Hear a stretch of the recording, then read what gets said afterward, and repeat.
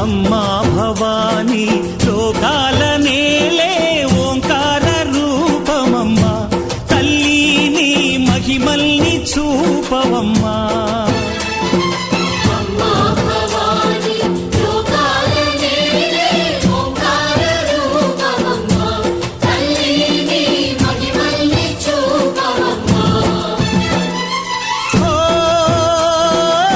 సృష్టికే దీపమా, శక్తికే మూలమా, సింహరథమే నీదమ్మా. అమ్మ దుర్గమ్మ భక్తులను దీవించుమా.